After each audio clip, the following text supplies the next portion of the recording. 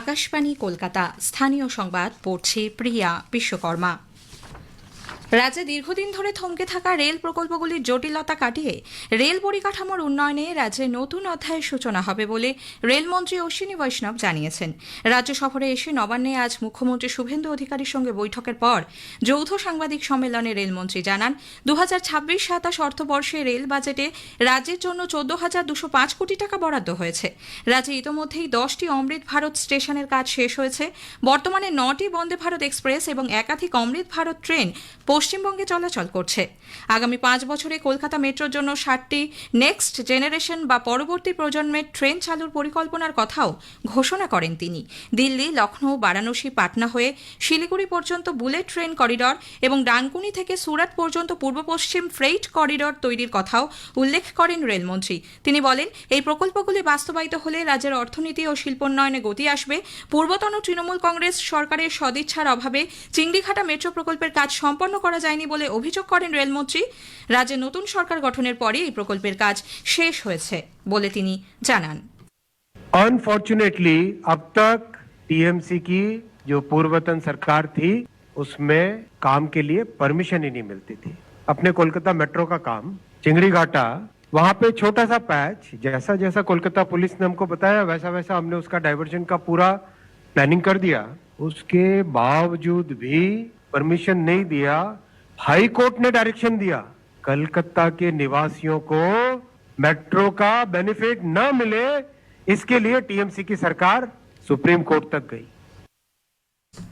মুখ্যমন্ত্রী শুভেন্দু অধিকারী বলেন, রেল পরিকাঠামোর উন্নয়নে কেন্দ্র ও রাজ্যের যৌথ উদ্যোগে 1 লক্ষ কোটি টাকারও বেশি কাজ হবে। রাজ্যে 102টি নতুন অমৃত ভারত স্টেশন হবে। 538টি ফ্লাইওভার ও আন্ডারপাস নির্মাণের পরিকল্পনা রয়েছে। গত 1 দশকেরও বেশি সময় ধরে বহু কেন্দ্রীয় প্রকল্প রাজ্যে কার্যকর হয়নি। উত্তর থেকে দক্ষিণবঙ্গ পর্যন্ত বর্তমানে 61টি রেল প্রকল্পের জন্য জমি হস্তান্তরের কাজ চলছে। নতুন সরকার গঠনের পর ইতোমধ্যেই রেলের বিভিন্ন প্রকল্পে 40টিরও বেশি নো অবজেকশন সার্টিফিকেট দেওয়া হয়েছে। প্রকল্পগুলির কাজের নজরদারির জন্য মুখ্য সচিবের দপ্তরে বিশেষ সেল গঠন করা হয়েছে। মুর্শিদাবাদ, নদিয়া, ঝাড়গ্রাম, দক্ষিণ দিনাজপুর, সুন্দরবন সহ রেলের একাধিক এলাকাকে রেলের মাধ্যমে সংযুক্ত করার পরিকল্পনা হয়েছে। Railway board sanction 61 project in West Bengal, এর মধ্যে একদম north Bengal to south Bengal সব এলাকা আছে। আমাদের জঙ্গল মহলের ইম্পর্টেন্ট প্রজেক্ট গুলো রয়েছে এবং আমাদের মেট্রো এক্সপেনশনের জন্য তারও প্রজেক্ট গুলো ছিল যা রেলওয়ে বোর্ড স্যাংশন করেছে। এতে অনেক জেলা উপকৃত হবে।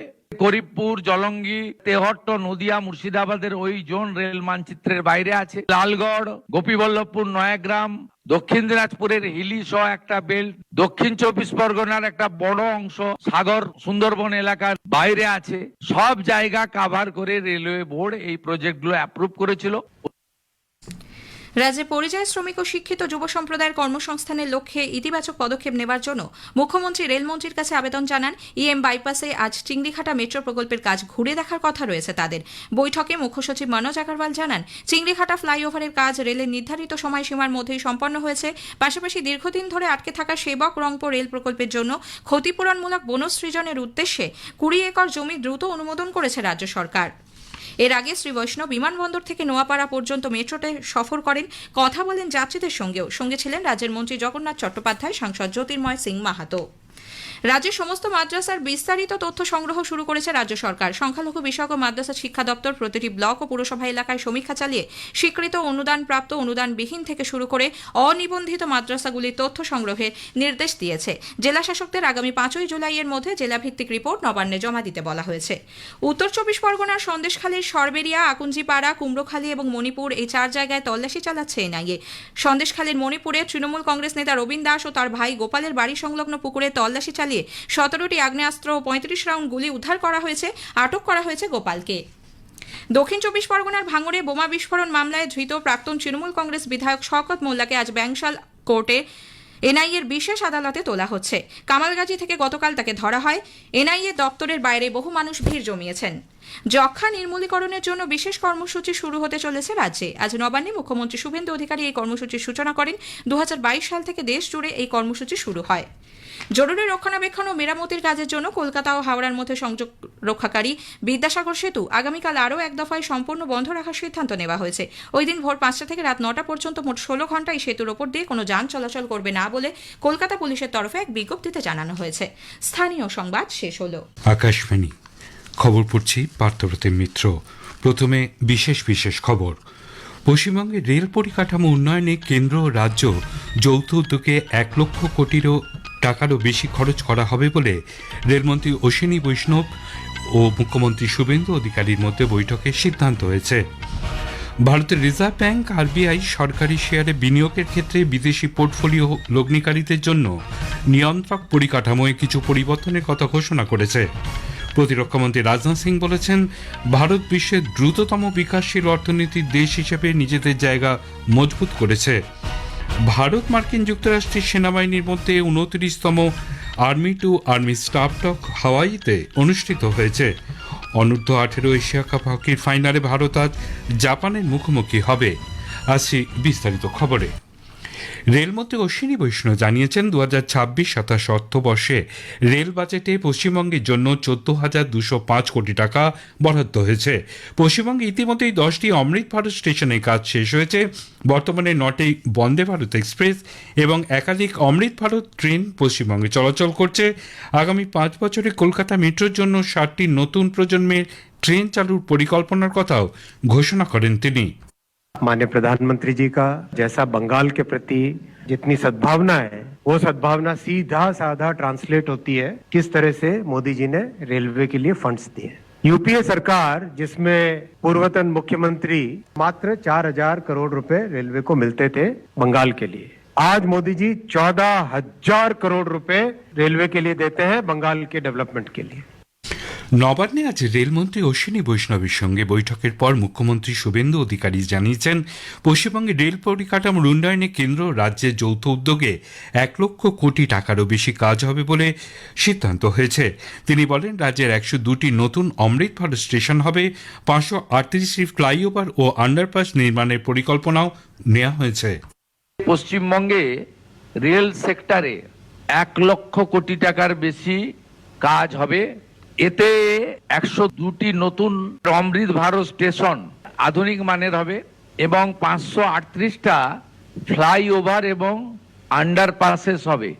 এই অল্প সময়ের ডবল ইঞ্জিনের সরকার অলরেডি এফওবি এবং আন্ডারপাসের জন্য আমরা 40টার বেশি এনওসি রেলওয়ে দপ্তরকে দিয়ে দিয়েছি। এছাড়াও দিল্লি, লখনৌ, বারাণসী, পাটনা হয়ে শিলিগুড়ি পর্যন্ত সম্ভাব্য বুলেট ট্রেন করিডোর এবং ডানকুনি থেকে শুরু হওয়া পূর্ব পশ্চিম ডেডিকেটেড ফ্রেইট করিডোরের কথাও উল্লেখ করেন রেলমন্ত্রী। তার মতে, এই প্রকল্পগুলি বাস্তবায়িত হলে পশ্চিমবঙ্গের অর্থনীতি ও শিল্পোন্নয়নে বড়সড় গতি আসবে। এর আগে শ্রী বৈষ্ণব বিমানবন্দর থেকে নোয়াপাড়া পর্যন্ত মেট্রোতে সফর করেন, কথা বলেন যাত্রীদের সঙ্গেও। সঙ্গে ছিলেন রাজ্যের মন্ত্রী জগন্নাথ চট্টোপাধ্যায়, সাংসদ জ্যোতির্ময় সিং মাহাতো। নোয়াপাড়া থেকে অটো করে রেলমন্ত্রী বেলঘরিয়া এক্সপ্রেস হতে যান, সেখান থেকে সোজা চলে যান নবান্নে। ভারতের রিজার্ভ ব্যাংক আরবিআই সরকারি শেয়ারে বিনিয়োগের ক্ষেত্রে বিদেশি পোর্টফোলিও লগ্নিকারীদের জন্য নিয়ন্ত্রক পরিকাঠামোয় কিছু পরিবর্তনের কথা ঘোষণা করেছে। এর ফলে বিনিয়োগের পদ্ধতি কিছুটা সরল হবে বলে আশা করা হচ্ছে। সংশোধিত নিয়ম অনুযায়ী এখন থেকে স্বল্পমেয়াদী বিনিয়োগের ক্ষেত্রে জেনারেল রুটে বিদেশি পোর্টফোলিও লগ্নিকারীদের এফপিআইদের বিনিয়োগের ঊর্ধ্বসীমার জন্য সম্মতির প্রয়োজন পড়বে না। এর ফলে বিদেশি বিনিয়োগকারীদের লগ্নির পথ আরও সুগম হবে। প্রতিরক্ষামন্ত্রী রাজনাথ সিং বলেছেন, ভারত বিশ্বের দ্রুততম বিকাশশীল অর্থনীতির দেশ হিসেবে এগিয়ে চললেও বহু দেশই অর্থনৈতিক অনিশ্চয়তার সম্মুখীন হয়েছে। 2025-26 অর্থবর্ষে দেশের মোট অভ্যন্তরীণ উৎপাদন জিডিপি বৃদ্ধির হার 7.7% হওয়ায় সন্তোষ প্রকাশ করে তিনি বলেন, গত 12 বছরে ভারতের অর্থনীতি শক্তিশালী এবং আত্মনির্ভর হয়েছে। সমাজ মাধ্যমের এক পোস্টে শ্রী সিং বলেন, প্রধানমন্ত্রী নরেন্দ্র মোদীর নেতৃত্বে ভারতের অর্থনীতিতে স্থায়িত্ব এসেছে।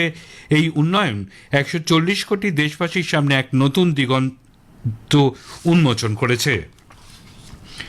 কৃষি ও কৃষক কল্যাণ মন্ত্রক জানিয়েছে জুন মাস পর্যন্ত দেশ জুড়ে 9.5 লক্ষেরও বেশি কৃষক ক্ষেত বাঁচাও অভিযানে অংশ নিয়েছেন। এর ফলে সুষম সার ব্যবহার এই প্রচার কর্মসূচিটি একটি দেশব্যাপী গণ আন্দোলনে পরিণত হয়েছে। কেন্দ্রীয় কৃষি ও কৃষক কল্যাণ মন্ত্রকের উদ্যোগে শুরু হওয়া এই অভিযানের লক্ষ্য হল সুষম সার প্রয়োগের প্রসার ঘটানো, মাটির উর্বরতা রক্ষা করা এবং কৃষিক্ষেত্রে বিজ্ঞানসম্মত পদ্ধতির ব্যবহারে উৎসাহিত করা। ভারতে যাত্রীবাহী গাড়ি চলতি বছরের মে মাসে 4 লাখের বেশি বিক্রির নজির গড়েছে। একথা উল্লেখ করে কেন্দ্রীয় বাণিজ্য শিল্পমন্ত্রী পীয়ূষ গোয়েল সমাজ মাধ্যমে এক বার্তায় বলেন, এই সংখ্যা বিশ্বব্যাপী অনিশ্চয়তা সত্ত্বেও উপভোক্তাদের চাহিদার প্রতিফলন ঘটায়। কেন্দ্রীয় মধ্যশিক্ষা পর্ষদ সিবিএসই পরীক্ষার্থীদের নাম্বার যাচাই ও মূল্যায়নের জন্য আবেদনপত্র জমা দেওয়ার সময়সীমা 7 জুন অর্থাৎ আগামীকাল পর্যন্ত বৃদ্ধি করেছে।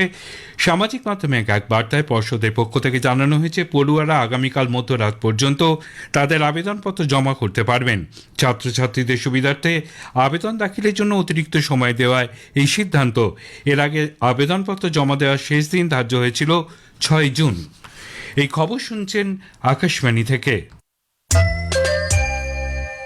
ভারত ও মার্কিন যুক্তরাষ্ট্রের সেনাবাহিনীর মধ্যে 29তম army to army staff talk হাওয়াইতে অনুষ্ঠিত হয়েছে। এই আলোচনা যৌথ সভাপতিত্ব করেন ভারতীয় সেনাবাহিনীর deputy chief of army staff strategy lieutenant general Rajiv Ghai এবং ইউএস আর্মি প্যাসিফিকের deputy commanding general lieutenant general Joel Vowell. এই আলোচনায় প্রতিরক্ষা ক্ষেত্রে দ্বিপাক্ষিক সহযোগিতা, পারস্পরিক কার্যক্ষমতা, বিভিন্ন বিষয়ে পেশাগতভাবে আদান প্রদান বৃদ্ধি এবং অভিন্ন নিরাপত্তা স্বার্থ রক্ষায় সামরিক সহযোগিতাকে আরও মজবুত করার বিষয়ে বিশেষ গুরুত্ব দেওয়া হয়। বিদেশমন্ত্রী ডক্টর এস জয়শঙ্কর আজ নবনিযুক্ত স্লোভানিয়ার বিদেশমন্ত্রী টোন কাজেরকে অভিনন্দন জানিয়েছেন। একই সঙ্গে একত্রে কাজ করার বিষয়ে ইচ্ছা প্রকাশ করেছেন তিনি। স্লোভানিয়ার প্রধানমন্ত্রী জনস জসনারের নেতৃত্বাধীন দক্ষিণপন্থী জোট সরকারের বিদেশমন্ত্রী হিসেবে শপথ নেন টোন কাজের। এর আগে গত বৃহস্পতিবার প্রধানমন্ত্রী নরেন্দ্র মোদী জানিস জান্সকে নির্বাচনে জয়ী হওয়ায় অভিনন্দন জানান। পাকিস্তান জম্মু কাশ্মীর সম্পর্কে মিথ্যা বক্তব্য পেশ করে রাষ্ট্রসংঘের নিরাপত্তা পরিষদে তার অস্থায়ী সদস্যপদের অপব্যবহার করেছে বলে ভারতের দাবি। ভারতের স্থায়ী প্রতিনিধি পি হরিশ বলেছেন, পাকিস্তানের এই ধরনের ভুয়ো দাবি কখনোই বাস্তব পরিস্থিতির বদল ঘটাতে পারে না। I'd like to remind Pakistan that being a member of the UN Security Council is a huge responsibility. It's not a forum for peddling biased and false narratives. I'd like to make it loud and clear. Jammu and Kashmir was, is and will always remain an integral and inalienable part of India. Any assertions to the contrary are baseless, devoid of and inconsistent with historical facts. Empty rhetoric and hollow claims by Pakistan would not change this fundamental reality. In the interest of time or the wider UN membership, I would not delve any further into this. পাঞ্জাবের ফিরোজপুরে ফাজিলকা সড়কে আজ সকালে একটি ট্রাকের সঙ্গে গাড়ির সংঘর্ষে অন্তত 8 জন নিহত, আরও কয়েকজন আহত হয়েছেন। নিহতের সকলেই একই পরিবারের সদস্য বলে জানা গেছে। দুর্ঘটনাস্থলেই প্রাণ হারান কয়েকজন। অন্যদিকে আহতদের চিকিৎসার জন্য ফিরোজপুরের সিভিল হাসপাতালে নিয়ে যাওয়া হয়। খবর পেয়ে পুলিশের বরিষ্ঠ আধিকারিকরা ঘটনাস্থলে পৌঁছন। স্থানীয় বাসিন্দাদের সাহায্যে উদ্ধার কাজ সম্পন্ন হয়। কেন্দ্রীয় স্বরাষ্ট্রমন্ত্রী অমিত শাহ ছত্রপতি শিবাজী মহারাজের রাজ্যাভিষেক দিবস উপলক্ষে দেশবাসীকে শুভেচ্ছা জানিয়েছেন। সমাজ মাধ্যমে এক বার্তায় শ্রী শাহ বলেন, ছত্রপতি শিবাজী মহারাজ আত্মসম্মান, সুশাসন এবং জাতীয় প্রতিরক্ষা আদর্শে উদ্বুদ্ধ এমন একটি শাসন ব্যবস্থা গড়ে তুলেছিলেন যা ভারতীয় জনগণের মধ্যে নতুন আত্মবিশ্বাসের সঞ্চার করেছিল। ভারতের আবহাওয়া দপ্তর কেরালামে দক্ষিণ পশ্চিম মৌসুমী বায়ু প্রবেশ করার পর আগামী 9 জুন পর্যন্ত সে রাজ্যের উত্তরের জেলাগুলিতে অতি ভারী বৃষ্টিপাতের পূর্বাভাস দিয়েছে। আজ মাল্লাপুরাম, কাজিকোড়, ওয়ানাড, কান্নুর ও কাসারগড় জেলায় লাল সতর্কতা জারি করা হয়েছে। মাল্লাপুরাম, কাজিকোড় এবং ওয়ানাড জেলায় আগামীকালও রেড অ্যালার্ট বজায় থাকবে। চরম প্রতিকূল আবহাওয়ার আশঙ্কায় জেলা শাসকরা এই 4 জেলার শিক্ষা প্রতিষ্ঠানগুলিতে ছুটি ঘোষণা করেছেন। জাপানের কাকামিগাহারায় অনুষ্ঠিত পুরুষদের অনূর্ধ্ব 18 এশিয়া কাপ হকিতে সেমিফাইনালে ভারত পাকিস্তানকে 5-3 গোলে হারিয়ে ফাইনালে উঠেছে। আজ তারা ফাইনালে জাপানের মুখোমুখি হবে। অন্যদিকে পাকিস্তান তৃতীয় স্থান নির্ধারণী ম্যাচে মালয়েশিয়ার বিরুদ্ধে খেলবে। সাপ মহিলা ফুটবল প্রতিযোগিতার ফাইনালে আজ ভারত বাংলাদেশের মুখোমুখি হবে। গোয়ার মারগাঁওতে খেলা শুরু হবে সন্ধে 6:30টায়। শেষ করার আগে খবরের বিশেষ অংশ আরেকবার। পশ্চিমবঙ্গের রেল পরিকাঠামো উন্নয়নে কেন্দ্র রাজ্য যৌথ উদ্যোগে 1,00,000 কোটি টাকারও বেশি খরচ করা হবে বলে রেলমন্ত্রী অশ্বিনী বৈষ্ণব ও মুখ্যমন্ত্রী শুভেন্দু অধিকারীর মধ্যে বৈঠকে সিদ্ধান্ত হয়েছে। ভারতের রিজার্ভ ব্যাংক সরকারি শেয়ারে বিনিয়োগের ক্ষেত্রে বিদেশি পোর্টফোলিও লগ্নিকারীদের জন্য নিয়ন্ত্রক পরিকাঠামোয় কিছু পরিবর্তনের কথা ঘোষণা করেছে। খবর এখনকার মতো শেষ হল।